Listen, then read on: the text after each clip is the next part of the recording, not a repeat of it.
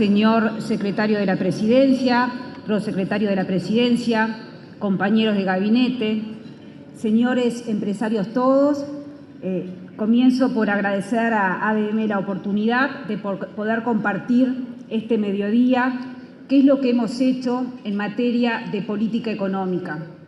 Saludo también al resto de los integrantes del equipo económico, al director de la Oficina de Planeamiento y Presupuesto y al presidente del Banco Central, que lo vi al inicio, pero ahora no lo puedo identificar, pero sé que está sentado entre nosotros. La idea en este mediodía, como he dicho, es compartir lo que ha sido la política económica de este gobierno desde el inicio. Estamos frente a una política económica distinta que desde el inicio abordó los temas estructurales para tener un crecimiento sostenible en el tiempo y que le dé más recursos a nuestra población. El foco ha sido desde el inicio el bienestar de las personas. Y lejos de tomar medidas parches, de dar respuestas rápidas, no pensadas, que puede tener un impacto hoy positivo, pero para mañana negativo, lo que hemos hecho es abordar de forma profunda, estructural, qué es lo que teníamos que hacer en materia de transformación económica. Es algo distinto a lo que veíamos antes, donde había que gastar más, y no estoy entrando en qué tipo de gasto sería, pero ese gasto se financiaba con un mayor impuesto. Aquí hay un abordaje totalmente distinto. Desde el inicio, este equipo económico encendió las luces largas y por eso es que quisimos en la mañana de hoy ponerle este título a la presentación, porque además de los aspectos coyunturales, y obviamente que nos tocaron muy profundos, como fue la irrupción de la pandemia a tan solo 2 semanas de estar en el gobierno, además de esa energía para mantener los motores de la economía funcionando, de entrada se encendieron las luces largas. Y poner las luces largas es mirar en el futuro. Y poner las luces largas quiere decir trabajar en materia de política económica en particular, pero en materia de políticas públicas en general, y miro a la mesa del gabinete, es pensar en cómo alcanzar un crecimiento que sea sostenible en el tiempo. Sostenible en lo económico, sostenible en lo ambiental y, sobre todo, sostenible en lo social. La mejor política social es la que podemos mantener a lo largo del tiempo. Obviamente con un diseño correcto, que no es el que compete al equipo económico, pero dado ese buen diseño en materia de política social, es la obligación, el deber del equipo económico de lograr, de hacer, el permitir que esas políticas sociales se mantengan a lo largo del tiempo. La política económica que hemos implementado desde el primer día, como he dicho, tiene el objetivo de llegar a la gente, de aumentar, de mejorar el bienestar de las personas. Y yo diría que en ese sentido es una política popular, en el sentido de llegar a la mayor cantidad de personas posibles, que no tiene nada que ver con una política populista, pero sí se ha traducido en hechos concretos los apoyos a los sectores más vulnerables de nuestra sociedad, se ha traducido en un abordaje estructural de las políticas sociales, no solamente dar una transferencia, sino apoyar de fondo lo que se necesita. Se ha traducido en un aumento del empleo, que es la mayor política social que podemos tener. Se ha traducido en mayor inversión y en mayor crecimiento. Y en algo que vamos a ver claramente en la mañana de hoy, en un apoyo muy significativo a nuestras pequeñas y medianas empresas. El abordaje de esta política económica, de estas luces largas, de esto de mirar hacia adelante y no quedarnos solamente con lo que está pasando y con las urgencias, hoy ya nos muestra sus frutos. En primer lugar, como he dicho, hemos podido responder a los factores extraordinarios, como fue la pandemia, que nos enteramos el 13 de marzo del 2020, como fue el aumento de los precios internacionales que repercutieron en nuestro país, consecuencia de la invasión de Rusia en Ucrania a fines de febrero del año pasado, y como lo está haciendo en este momento la sequía. Esta política ordenada nos permite dar respuestas a estos eventos o episodios, porque no duran poco, son más bien episodios extraordinarios. Esa política económica es la que nos ha permitido no solamente no aumentar impuestos, que era el compromiso de campaña de la coalición, sino que nos permitió bajar impuestos. Este año hemos bajado impuestos por el equivalente a 150 millones de dólares. Y es esa misma política económica la que nos permite hoy tener la mejor nota crediticia, la mejor calificación de las agencias calificadoras de riesgo que Uruguay ha tenido en toda su historia. Y esto se traduce en cuestiones tangibles, concretas, porque el tener mejor nota implica pagar menos por nuestros intereses de deuda y, por lo tanto, poder asignar mayores recursos en otras áreas prioritarias, como las que he estado mencionando, particularmente en las áreas referentes a la política social. Esa mayor nota nos permite atraer más inversiones y, por lo tanto, crecer y tener más empleo. Esa mejor nota permite que los uruguayos que tienen sus ahorros previsionales en las AFAPs tengan un mayor valor por esas inversiones en bonos. Y esa mayor nota permite que las empresas uruguayas puedan acceder al crédito en mejores condiciones. Quisiera empezar, ahora sí pido si se puede poner en pantalla, gracias. Quisiera empezar con una breve descripción del escenario internacional, que es el que nos permite ubicarnos en la situación coyuntural que estamos atravesando. Tenemos un mundo con algunas características inciertas, en donde en el 2023, que son las barras azules que están en la pantalla, estamos esperando, las estimaciones a nivel internacional, y las que estamos presentando en pantalla son las del Fondo Monetario, se está esperando un crecimiento menor a lo que fue en el 2022. Y aquí destaco que las economías emergentes van a tener un menor crecimiento, Estados Unidos va a tener un menor crecimiento que en el 22 y también la zona euro. Lo que es distinto y es algo que impacta positivamente para Uruguay, es el crecimiento que el Fondo Monetario y los analistas en general esperan para China, que es bastante superior a lo que fue el caso el año pasado.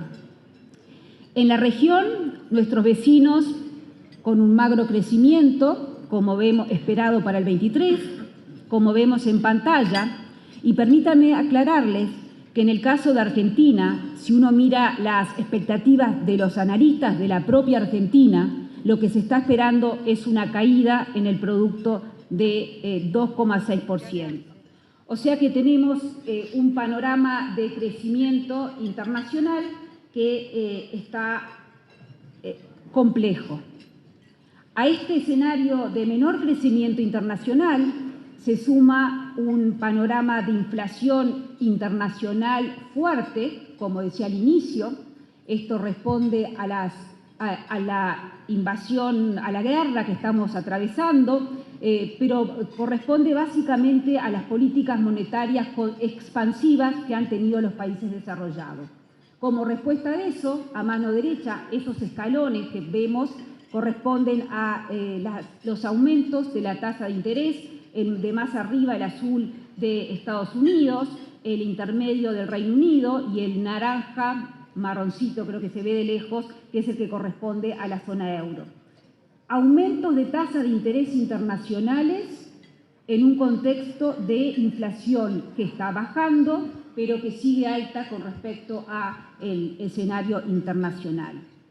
Como elemento positivo, a pesar de la volatilidad de lo que ha sucedido en los mercados financieros este verano, en marzo, justito hoy en verano, creo que fue los primeros días de marzo, que tenemos un problema en un banco en Estados Unidos, y a eso siguen otros problemas de banco. Igual lo que uno observa cuando estudia la volatilidad en el mercado financiero es que esa volatilidad ha disminuido. En materia de precios de los commodities, acá presentamos los que son relevantes para Uruguay como exportador: soja, carne bovina y leche en polvo, y como importador, petróleo a mano izquierda y abajo. Lo que tenemos es precios que continúan altos en la comparación histórica, pero que han tenido una baja creciente. ¿Cómo impacta todo esto en la economía local? Uruguay, luego del efecto importante de la pandemia en 2020, donde el producto bajó más de 6%, tuvo un crecimiento muy significativo en el año 21 y en el año 22, que estuvo en el entorno del 5%. En el año 22, el crecimiento que fue 4,9%, ahí recordemos que tenemos un motor del sector exportador sumamente importante y tenemos un motor de la inversión también sumamente importante. Y a eso se suma el consumo de los hogares, pero con menor impacto en ese crecimiento relevante en 2022. ¿Y qué es lo que estamos esperando para 2023? Bueno, al escenario internacional que describía anteriormente, tenemos este año un factor sumamente importante, otro de estos episodios extraordinarios, vaya si es extraordinario esta sequía que estamos viviendo, que nos va a hacer crecer en el entorno del 2%, quizás un poquito más abajo. Esto lo tenemos que ir evaluando a medida que vamos viendo cuáles son los impactos de la sequía. Tenemos en este 2023 también un sector exportador menos dinámico y tenemos, y veía el presidente de ANCAP por aquí sentado también, una refinería que este año le toca mantenimiento y eso también nos va a impactar a nivel del producto.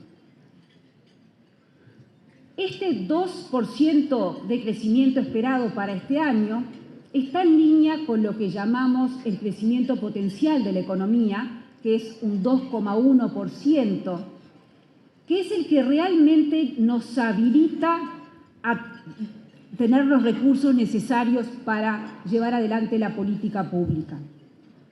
Aquí es parte de estas luces largas que ha tenido el gobierno. No solamente mirar lo que se está creciendo en el momento, sino que mirar cuánto crecemos potencialmente para adelante y actuar en consonancia con ese crecimiento potencial. Por lo tanto, el gran desafío que tenemos como equipo económico es aumentar esa tasa de crecimiento.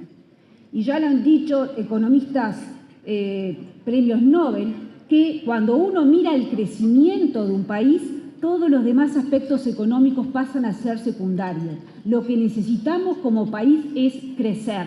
Y por eso es que hemos puesto desde el inicio estas luces largas para adelante.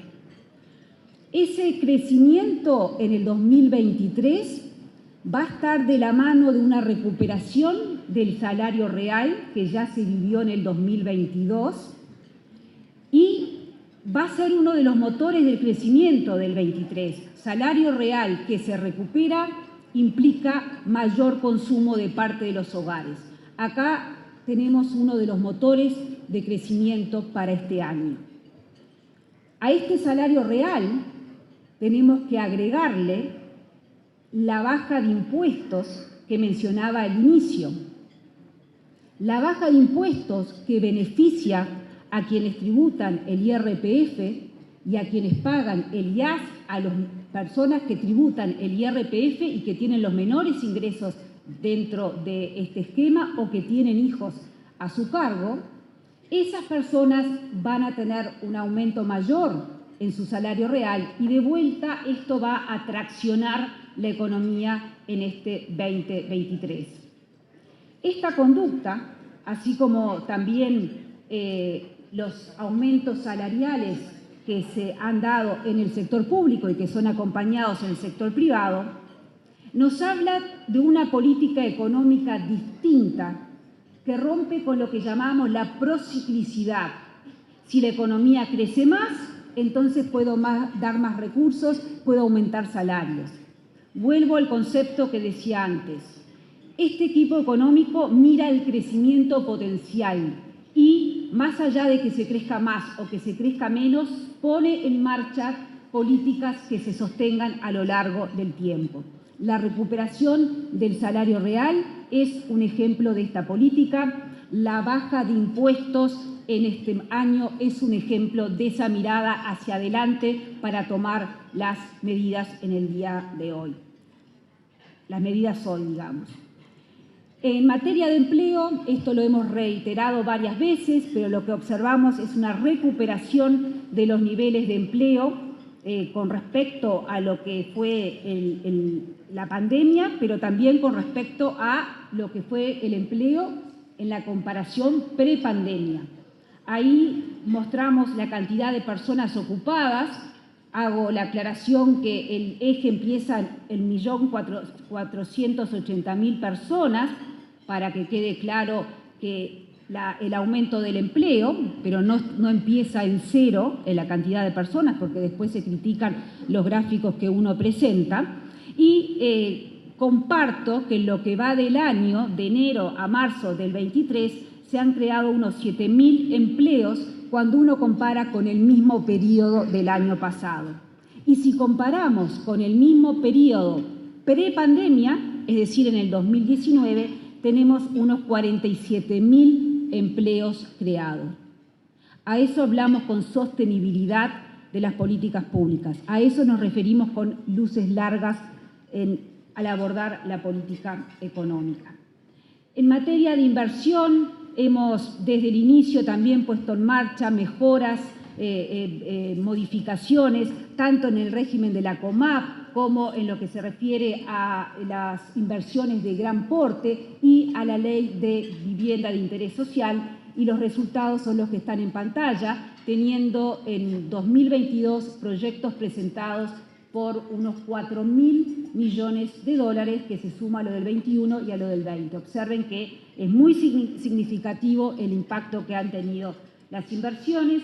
Y si uno toma los proyectos que se presentaron en el 22, vemos que el empleo que podrían generar estos proyectos está en el entorno de los 8.000 puestos de trabajo, que se reparten en las áreas. La más grande, que parecería que ustedes la están viendo en un verde, corresponde a comercio y servicios. La siguiente corresponde a agro, la que está en gris corresponde a industria y la más pequeña corresponde al sector turismo. ¿Y por qué me parece importante esto? Porque volvemos a un concepto que también define a esta administración, y es que el empleo lo genera el sector privado y el sector público tiene que sentar las bases, tiene que dejar todo listo y tiene que promover y apoyar, pero no es a través del aumento del empleo público que logramos avanzar en el empleo del país. Estas inversiones se han reflejado hasta el 22 en un aumento desde el 2019 de la inversión en términos de producto, lo cual obviamente es sumamente importante porque esto implica más crecimiento, más empleo, y esta tendencia es cierta con o sin UPM. La inversión en términos del producto no ha hecho más que aumentar. Como decía al inicio, esta administración ha dado un muy fuerte apoyo a las micro y pequeñas empresas, con elementos concretos y desde el inicio. Miro al doctor Ferrés, la ley de urgente consideración, ya desde el inicio, en el 2020, ofrecíamos apoyo a lo que se llama la pequeña empresa, al literal E, y decíamos que las empresas no tienen que tributar de manera fija a la pequeña empresa, sino que era importante que las empresas tributaran de acuerdo a lo que era su actividad económica.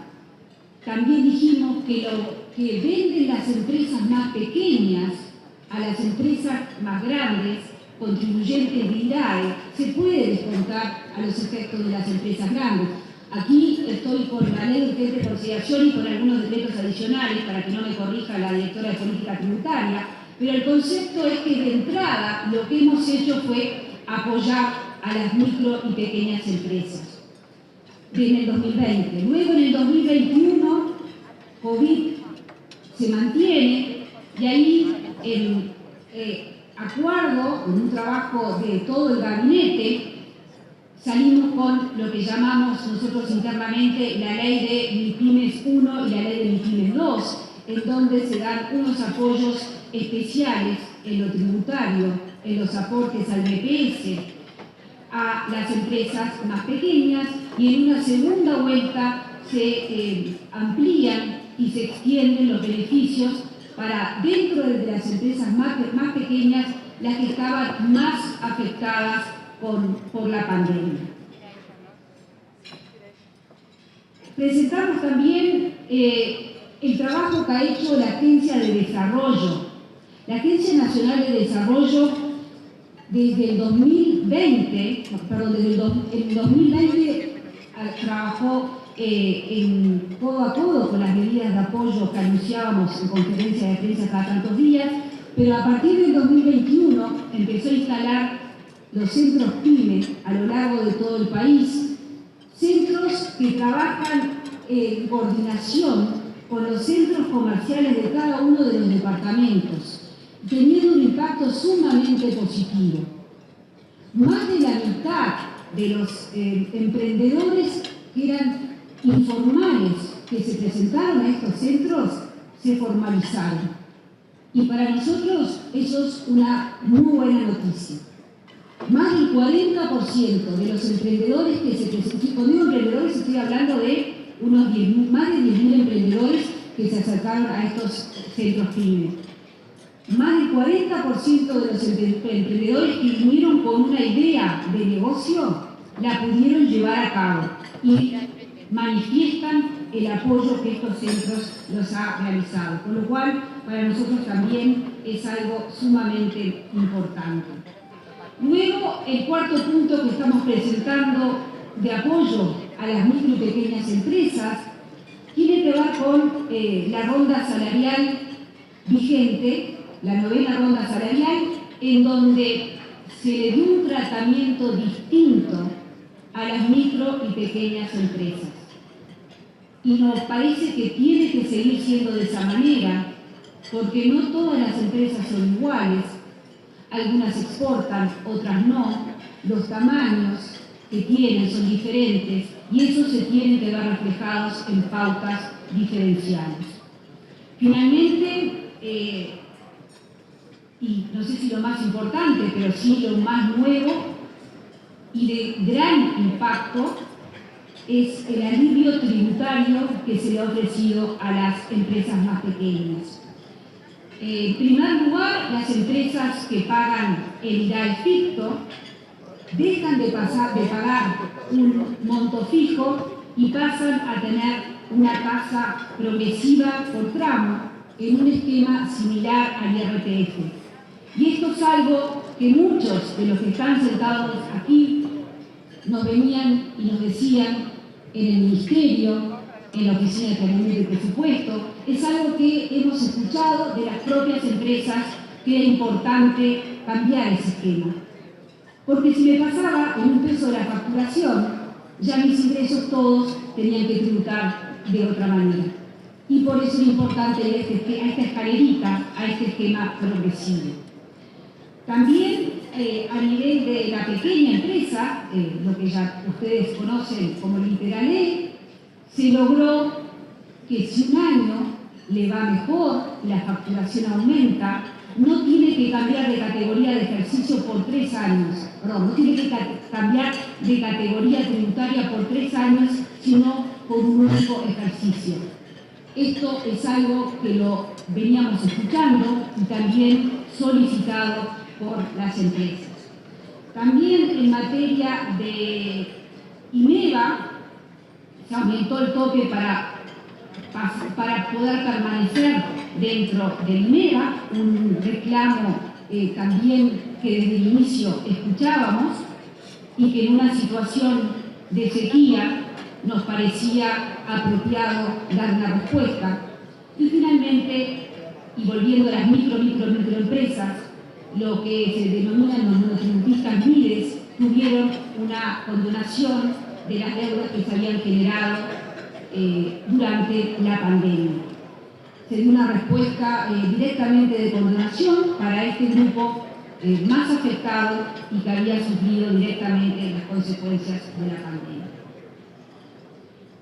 Vemos entonces la evolución de las micro, pequeñas y medianas empresas y vemos que a partir de agosto del 2020 estas empresas, luego de aguantar el temporal del COVID, no hacen más que aumentar y tenemos aquí el último dato hasta diciembre del año pasado.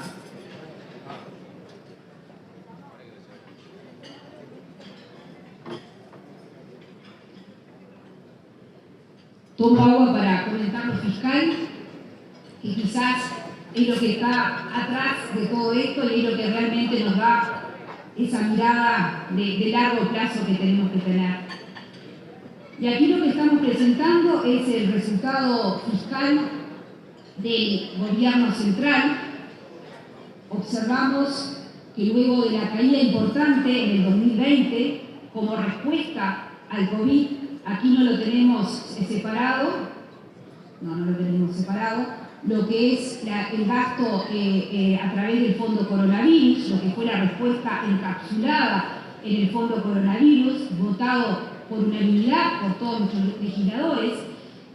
Esa respuesta a la pandemia es lo que explica la caída del déficit, el empeoramiento del déficit en 2020. Pero ahí tenemos muy marcadito que eso corresponde a los gastos para apoyar a los sectores transitar la pandemia. Lo que tenemos a partir de ahí es una mejora en los resultados fiscales en el 21 y en el 22. Estos números son los que el Ministerio de Economía y Finanzas publica todos los meses. Pero el que nos gusta mirar al Ministerio de Economía y Finanzas es este otro número, que solamente lo publicamos 2 veces al año, y miro a Marcela Bellón para que me corrija, lo publicamos en febrero y en ocasión de la rendición de cuentas en junio.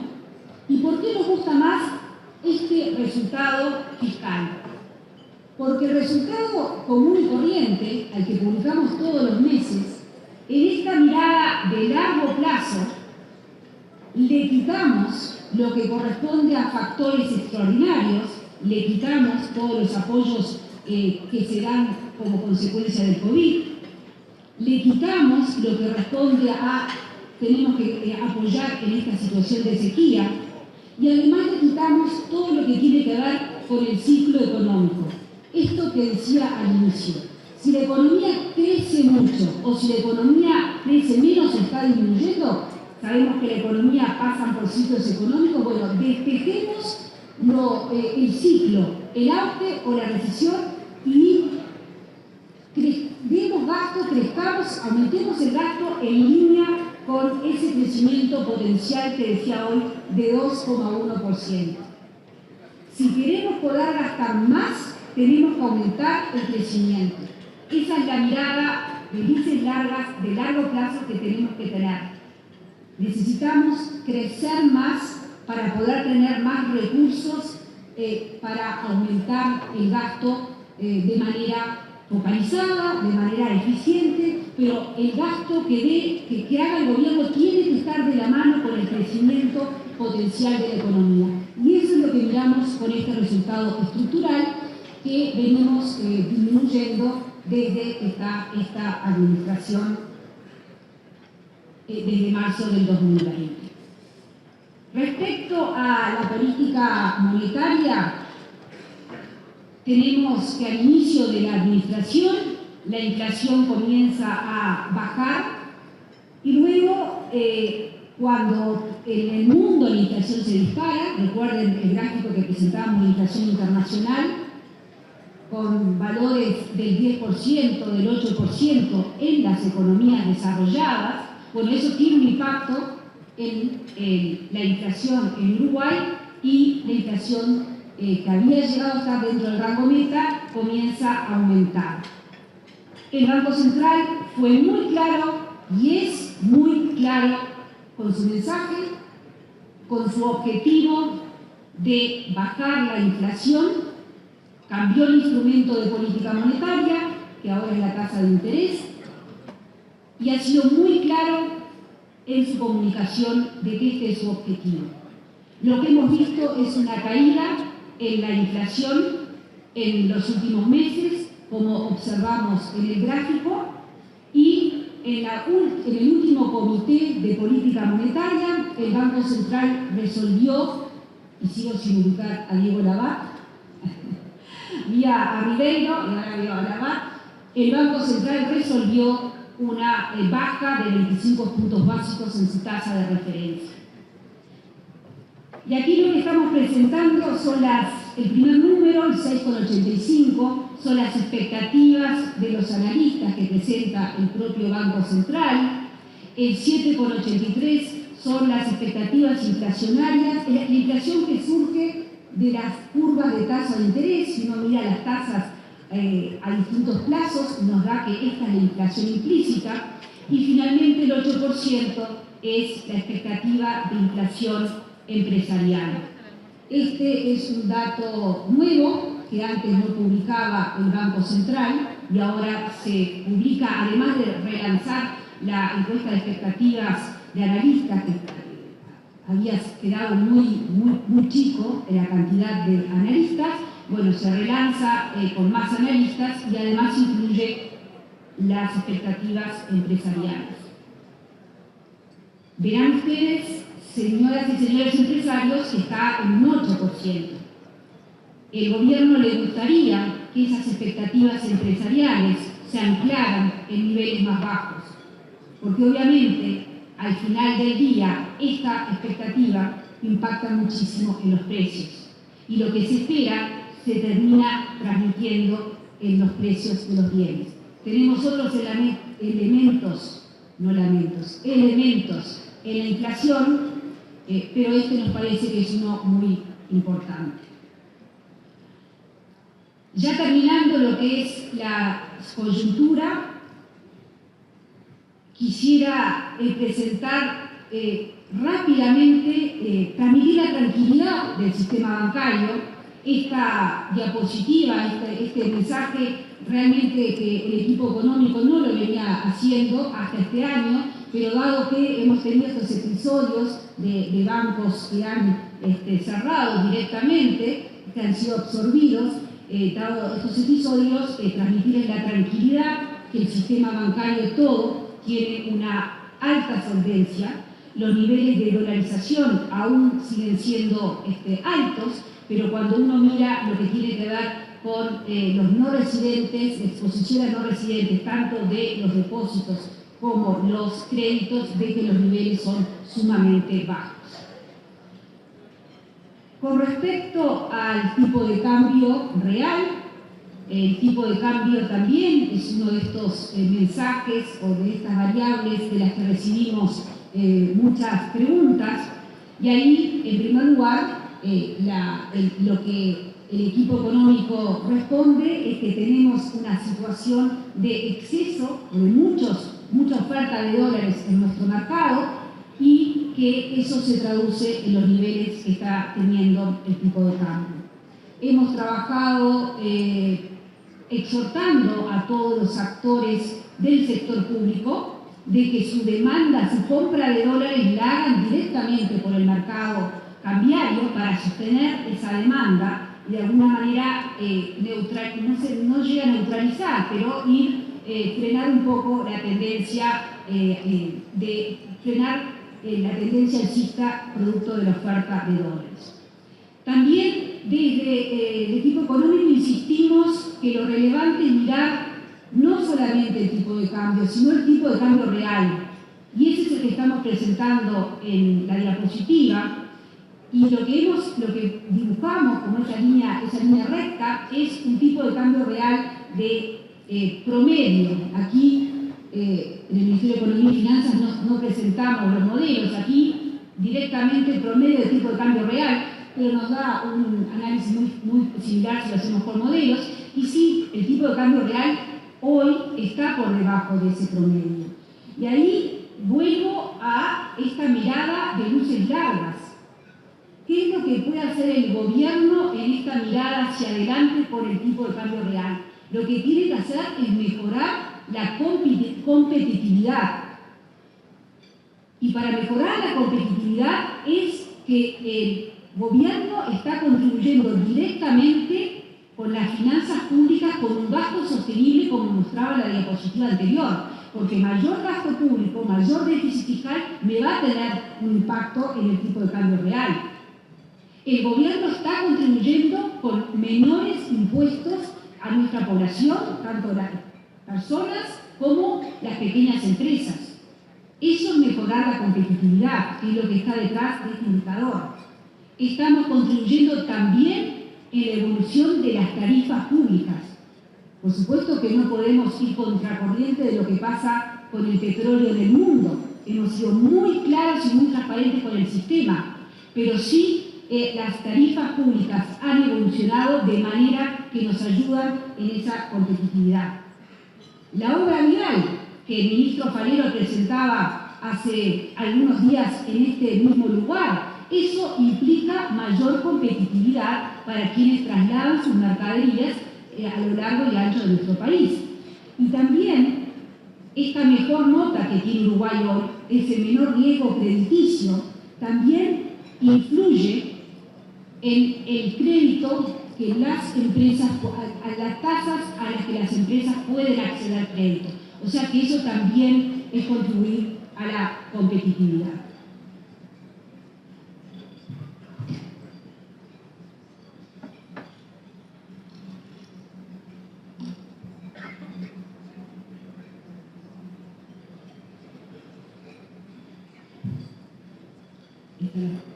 Me van a corregir que queda mal, la ponemos ahí, más abajo. Y ahora sí, al foco que quería poner en esta presentación respecto a las reformas y las luces largas que ha tenido este equipo económico desde el momento.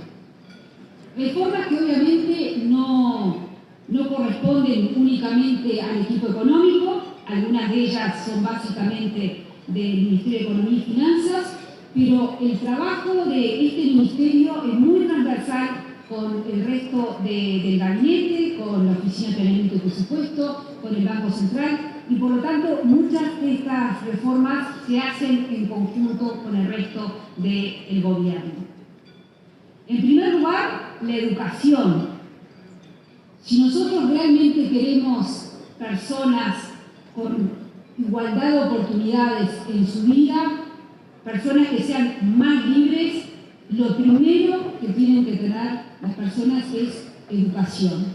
Esto está dentro de la agenda de políticas públicas de nuestro gobierno, es parte de la ley de urgente consideración, y en los años siguientes se ha profundizado el camino en esta reforma, en esta transformación educativa.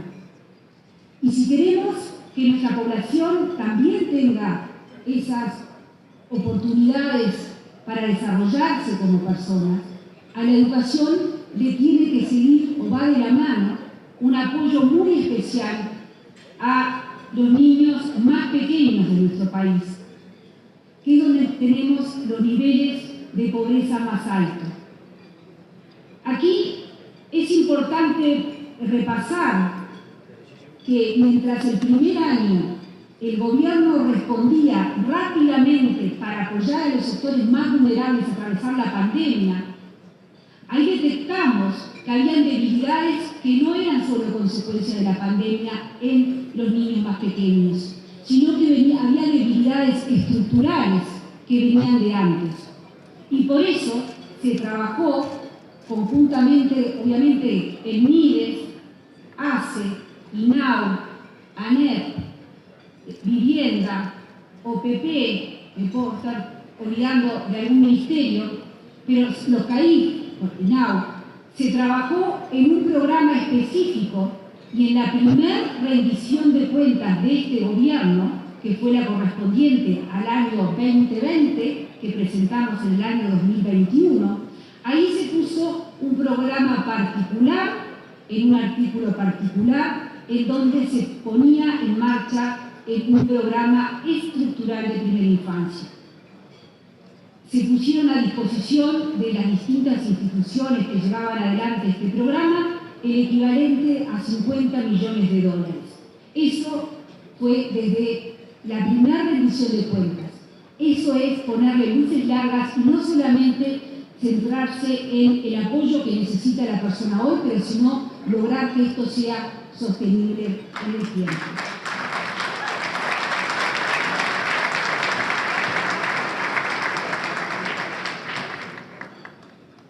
Ahí, en este programa Primera Infancia, surgió el concepto de bono crianza, desarrollado por el MIDES, en donde se le da un apoyo particular, un seguimiento particular ya desde el embarazo a las personas que están en situación más vulnerable.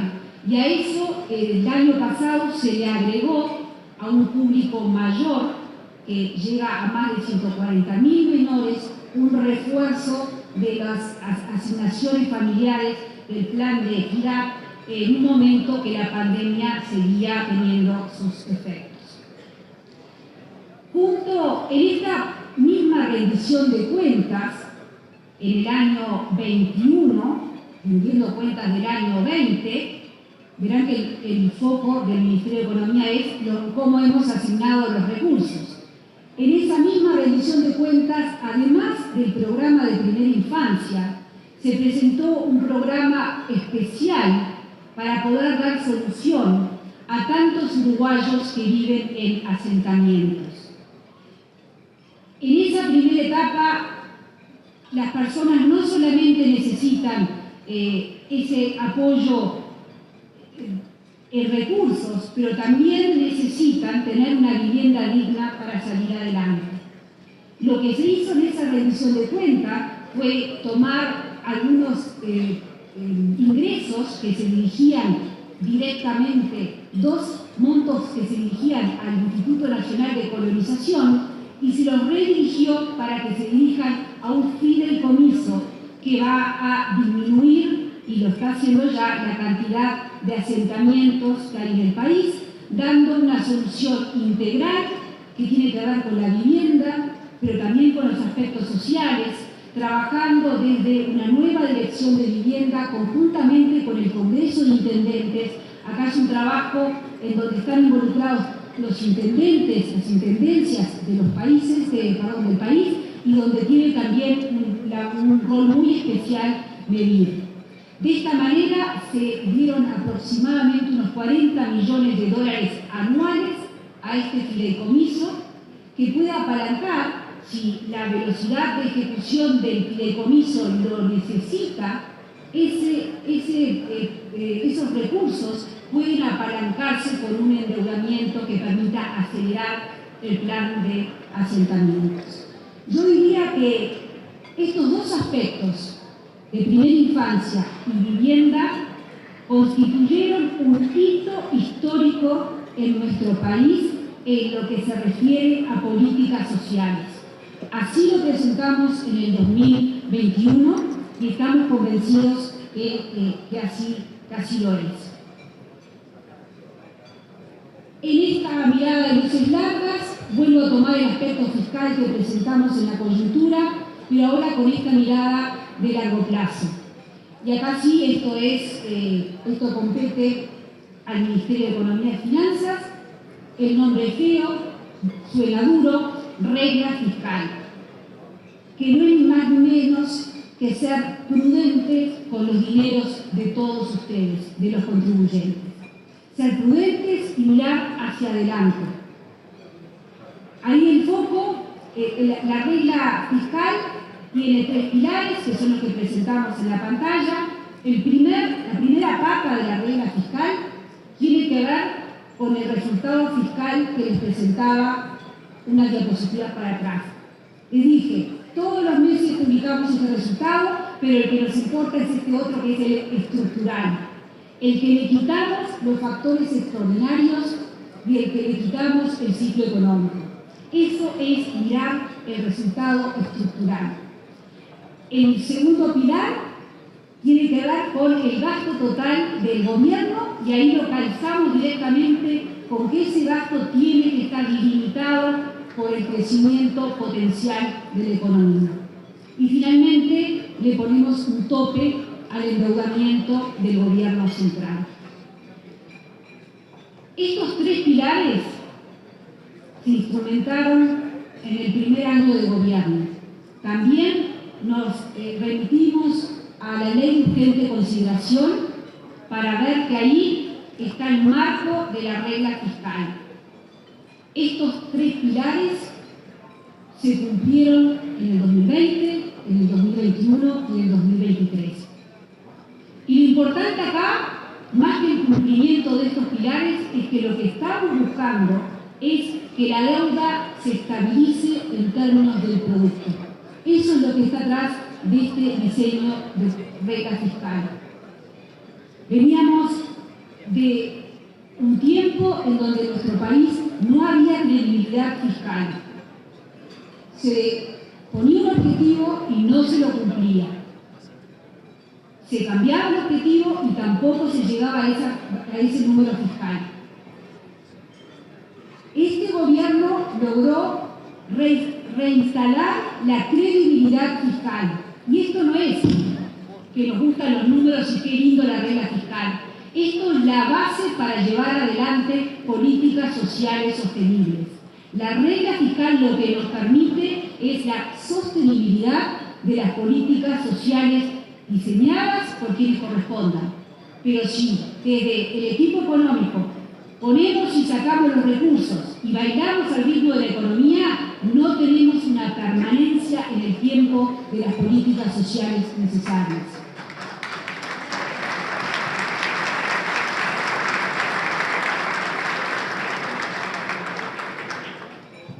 Antes que me corrija Marcela Visión, tenemos consejos externos que auditan de alguna manera la metodología y cómo hacemos y nos dan insumos para calcular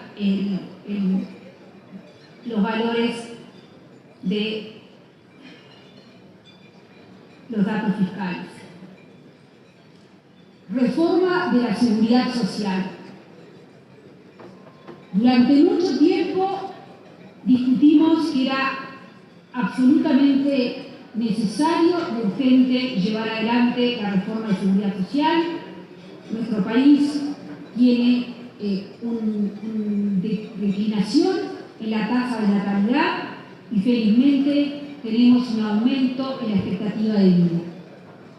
Pero además de eso partimos de niveles de gasto previsional muy altos en la comparación internacional.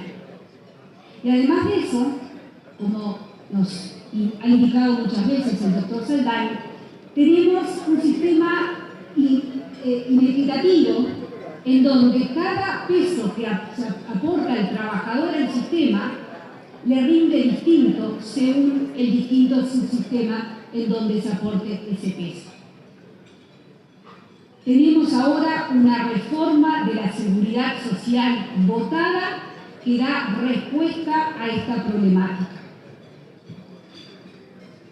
En primer lugar, la seguridad social, la ley que fue promulgada, votada y promulgada por el Poder Ejecutivo, esta ley frena el gasto público. Y por eso es de las pocas reformas que quería presentar una diapositiva, aunque cuando uno está almorzando no es lo mejor ver tantos números, pero me parece sumamente este concepto. Teníamos que frenar el gasto previsional, que era lo rojo que está en el gráfico. Si no hacíamos nada, el gasto previsional en términos del producto tenía esa evolución. Y hicimos, y hoy lo que tenemos, la reforma que tenemos votada, es la línea azul que está en el gráfico, que nos muestra que contenemos ese gasto previsional. Por lo tanto, a toda esta discusión de cuánta agua se le agregó a la leche en palabras del presidente, lo que nos muestra esta gráfica es que seguimos con leche y hemos logrado contener ese gasto previsional que iba a aumentar.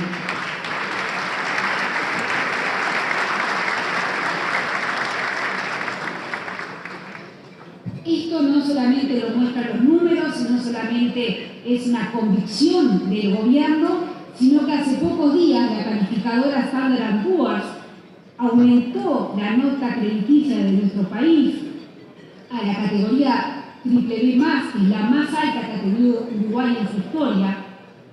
Y lo primero que pone en su largo informe es el elemento de la nueva institucionalidad fiscal y de la reforma de seguridad social que en ese momento decía que descontaba si iba a aprobar.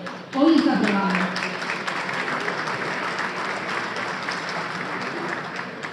Además de la sostenibilidad financiera de esta reforma, también la reforma implica mayores características en cuanto a la equidad y en cuanto a la justicia. Hay un elemento de esta reforma que es sumamente importante, el suplemento solidario que se le da a las jubilaciones, a las personas que reciben jubilaciones, que este complemento decae, va bajando a medida que aumenta el nivel de ingresos previsionales de las personas. Esto es distinto totalmente al esquema que había en la actualidad y eso nos habla de un sistema mucho más justo. También en el diseño es tal que cada día, cada hora que trabaje una persona, eso va a verse reflejado en su jubilación al final de su etapa laboral, lo cual incentiva el trabajo. Y esto no lo teníamos tampoco en el diseño actual. Y finalmente rompemos con esto de que distintos subsistemas rinden distinto según donde se aporte, pasamos a la convergencia en las mismas condiciones de los distintos subsistemas. Otra de los temas en donde hemos puesto luces largas, en un trabajo coordinado que lleva adelante el Ministerio de Transporte y Obras Públicas, no los vamos a detener porque el ministro Falero fue muy claro en su presentación el otro día. Sí transmitirles que hemos mejorado los instrumentos. Primero tenemos un plan diseñado a nivel nacional de obras públicas y segundo que hemos perfeccionado los instrumentos y eso hay un trabajo conjunto además de transporte con OPP y con economía y con la CDU, CDD, vía PUSH también por algún lado, ahora no sé dónde está sentado. Ahí lo que hemos logrado es mejores instrumentos que son los CREMAF. Se trata de contratos de menor tiempo, de menor permanencia en el tiempo, donde los riesgos entre público y privado se reparten de otra manera y eso ha implicado una disminución de costos que el ministro Falero ha sido bien claro en transmitir. Y lo que estamos presentando en esta diapositiva es inversiones viales ejecutadas. Y por eso me parecía muy importante volver con esta cifra, porque lo que vemos es un aumento muy significativo en los años 21 y 22 de la obra vial. Y esto sin duda que se trata de luces largas y de mejorar la competitividad de nuestro país. Un tema que compete también directamente al Ministerio de Economía y Finanzas, en este caso con los ministerios sectoriales, ganadería, industria, turismo y por supuesto la Cancillería, es lo que ha avanzado Uruguay en materia de inserción internacional. Ahí hay medidas concretas que Uruguay ha tomado para abrirse al mundo, como ocurrió en la ley de presupuesto, votada en el 2020, en donde disminuimos el impuesto a las exportaciones no tradicionales del 3 por mil al 2,5 por mil. Luego tenemos, a fines del año pasado, Brasil promueve una rebaja del 10% en el arancel externo común. Uruguay apoya esta medida y este arancel externo común implica una baja en la tasa arancelaria de importación de aproximadamente el 80% de los productos que importa Uruguay. En la misma línea, a mediados del año pasado, en momentos que estaba aumentando la inflación internacional, como mencioné anteriormente, se buscan medidas para apoyar el poder adquisitivo de los ciudadanos y dentro de estas medidas, conjuntamente con el Ministerio de Industria, se toma la decisión de disminuir la tasa que cobra el LATU por la importación de alimentos y de bebidas de un 1,5% a un 0,5%. Estamos trabajando conjuntamente, reitero, con el Ministerio de Industria, en la reglamentación del análisis de riesgo para evaluar las importaciones, monitorear la calidad de las importaciones de alimentos y de bebidas que se realizan en nuestro país. Lo que teníamos hasta ese momento, miro a Omar por si me corrige que no es así, es un decreto en donde se hablaba de que había que monitorear todas las importaciones. Eso no es posible, por eso estamos trabajando en cómo hacer un monitoreo eficiente y que nos asegure la calidad de lo que estamos, de los alimentos y bebidas que estamos importando. Y en materia de negociaciones internacionales, Uruguay ha sido claro en cuál es su postura, en cuál es la postura dentro del Mercosur, y se lo ha transmitido a sus pares dentro del Mercosur. Lo ha hecho con la administración brasileña pasada y también con esta. Viajamos con el ministro, con el canciller y con el ministro Falero hace algunas semanas para continuar con esta línea. Uruguay ha sido claro que el Mercosur no puede ser un corsé y obligarnos a avanzar todos juntos. Somos países diferentes y entendemos que podemos tener negociaciones de manera individual y luego sumar a nuestros socios. En ese sentido hemos cerrado el estudio de factibilidad con China, hemos solicitado la adhesión al CPTPP el año pasado. Obviamente hemos avanzado ahí ya conjuntamente el Mercosur como bloque en el acuerdo con Singapur. Esto se cerró a mediados del año pasado, estamos ahora en una etapa de revisión legal y es importante entender que Singapur es miembro del CPTPP, o sea que hay que tomar pasos hoy, pero mirando para adelante. Y obviamente estamos a la espera de lo que es quizá la etapa final de poder acordar Mercosur-Unión Europea. Entendemos que este segundo semestre del año se cierra esto de que tiene muchos años o hasta aquí llegamos porque no podemos seguir esperando este tema. El Mercosur está listo para ir adelante con este tema. Quisiera finalizar este tema de inserción internacional diciendo que uno de los avances muy importantes mirando hacia adelante que ha hecho Uruguay es acordar con Brasil el arancel cero entre las zonas francas de ambos países. Esto era para algunos productos y anualmente se renovaba. Luego de un arduo trabajo con el gobierno brasileño se logró pasar un arancel cero para todos los productos de las zonas francas uruguayas y de las zonas francas brasileñas. Y estamos convencidos, porque así lo hemos analizado, de que va a tener un impacto muy positivo en materia de inversión y por lo tanto en materia de empleo.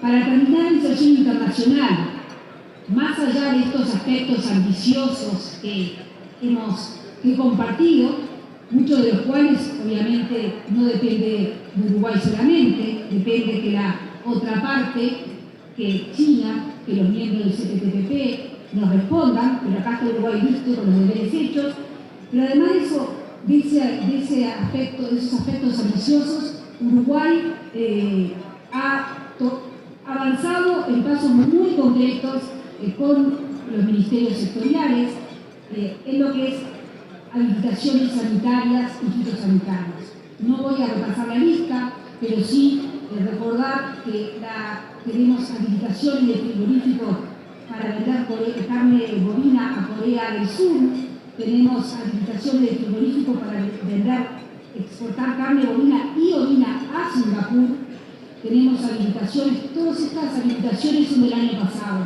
para vender arándanos frescos a Israel, para vender sorgo a China. El ministro de Ganadería en este momento, creo que hoy de mañana o ayer de noche, me escribía estando en China. Tenemos la primera exportación de fardo de alfalfa a Emiratos Árabes Unidos, que visitamos en misión con el presidente. Tenemos la aprobación del certificado sanitario para exportar carne aviar a Arabia Saudita, la habilitación de frutas frescas de cítricos a Perú, la habilitación de lengua bovina a Japón. Recordemos que también tuvimos acompañando al presidente de la República en una misión a Japón el año pasado. Otro de los temas de luces largas de la agenda estructural, de forma muy breve, estamos trabajando en el Ministerio de Economía y Finanzas y conjuntamente con los demás ministerios sectoriales en lo que es la microeconomía de los precios. No solamente importa la inflación, el aumento de precios, sino que también importa cómo se forman esos precios. Y un ejemplo de este trabajo es la disminución en la tasa LATU que mencioné anteriormente. Voy a ir más rápido porque me dicen que parece que es muy largo. En materia de política ambiental, y quedan solamente dos reformas más para comentar.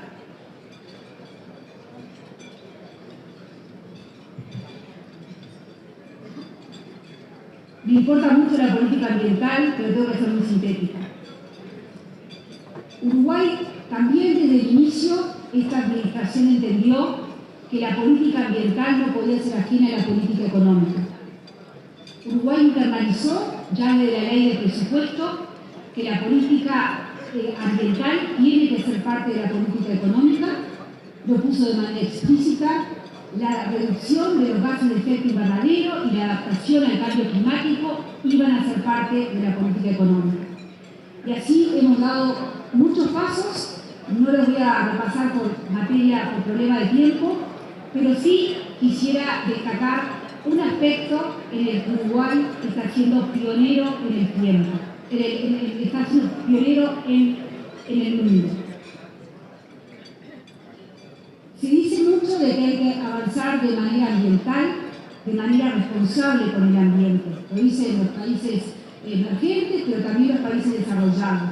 Pero lo que nos falta son instrumentos en donde se alinee la conducta ambiental con resultados económicos concretos.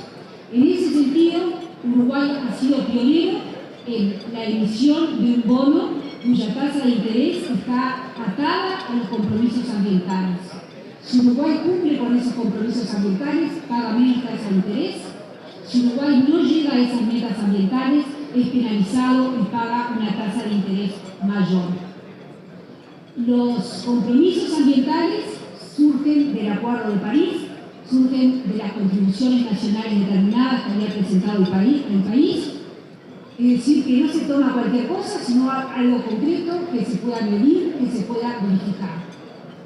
En esa misma línea de beneficiar el comportamiento ambiental de los países, es que Uruguay está trabajando con el Banco Mundial para lograr el desembolso de un préstamo cuya tasa de interés también esté atado al comportamiento ambiental. Si Uruguay cumple con los objetivos ambientales de vuelta del Acuerdo de París, la tasa de interés que paga el país es menor.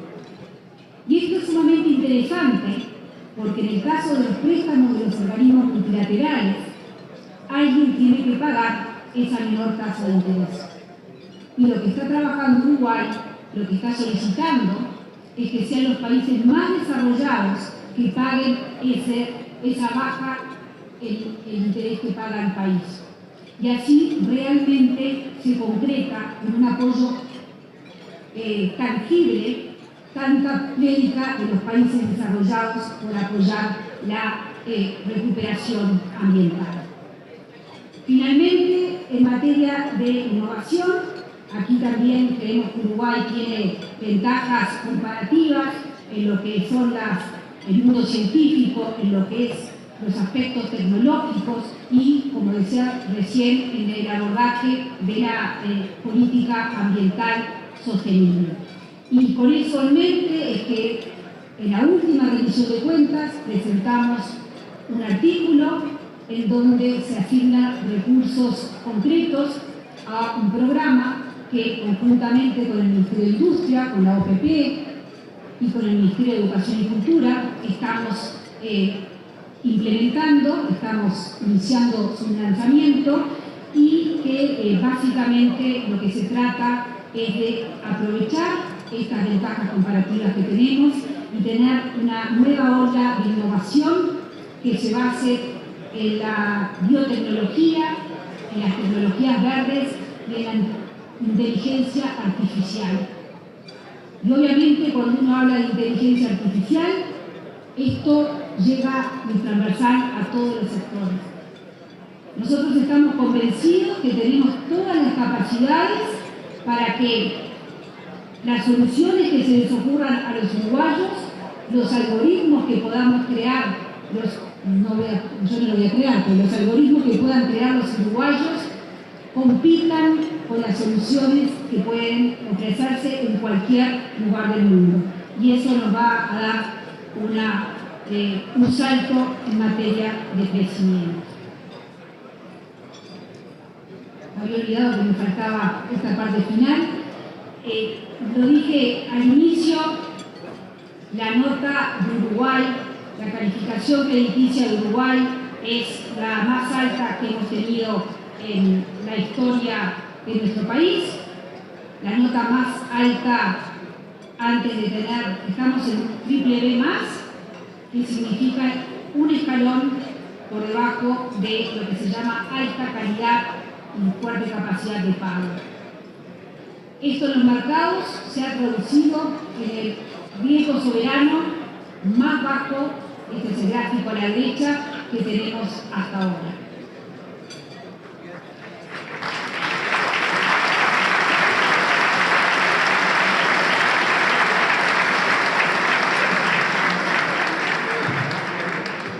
Entiendo que el aplauso significa que me tengo que sentar, pero finalizo diciendo, hay luces largas, hay futuro. Muchas gracias.